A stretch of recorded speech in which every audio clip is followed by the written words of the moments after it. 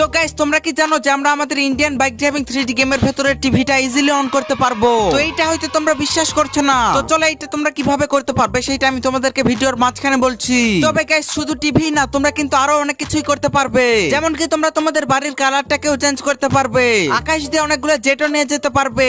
এছাড়া গাইস তোমরা কিন্তু তোমাদের গাড়িটাকে নিজের ইচ্ছা মতো মডিফিকেশন করতে পারবে। তোমরা তোমাদের বাড়িটার ফ্যানটাকেও অন করতে পারবে। এছাড়া গাইস তোমরা কিন্তু আরো অনেক কিছুই করতে পারবে।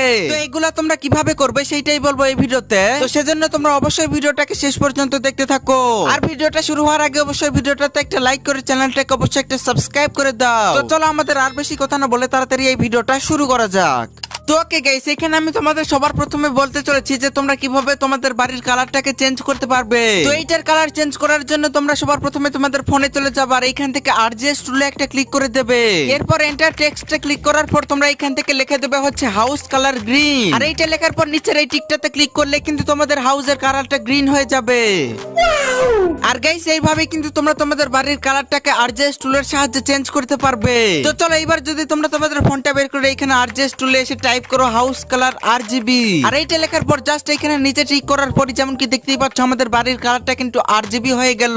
তো কেমন লাগলো এটা? তো চলো গাইস এবার আমি তোমাদেরকে এর পরের চিট কোডটা বলে দিচ্ছি। তো এইখানে যদি তোমরা তোমাদের ফোনটা বের করো এখানে টাইপ করা হচ্ছে ফোন কালার ইয়েলো, তাহলেই তোমরা দেখতে পাবে তোমাদের ফোনটার কালার কিন্তু ইয়েলো হয়ে গেছে। তো গাইস এইভাবে কিন্তু তোমরা তোমাদের ফোনের কালারও চেঞ্জ করতে পারবে। তো গাইস আমি যেহেতু আমার ফোনের কালারটা রেডি রাখবো সেজন্য আমি এখানে ফোন কালার রেড লিখে দিলাম। আর এখানে কিন্তু আমাদের ফোনের কালারটা আবারও নরমাল হয়ে গেল। তো চলো এবার আমি তোমাদের এর পরের চিট কোডটা দিচ্ছি।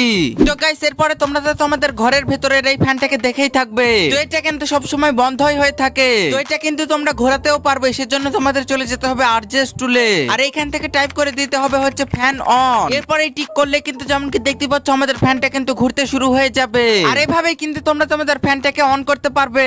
এটা অফ করার জন্য তোমরা আবারও চলে যাবে আরজিএস টুলে। আর এইখান থেকে আবারও টাইপ করে দেবে ফ্যান অফ। তারপরে টিক করলে কিন্তু আবারও তোমাদের ফ্যানটা অফ হয়ে যাবে। তো এইটা কেমন লাগলো তোমাদের? তো চলো এবার আমি তোমাদেরকে এর পরের চিট কোড বলে দিচ্ছি।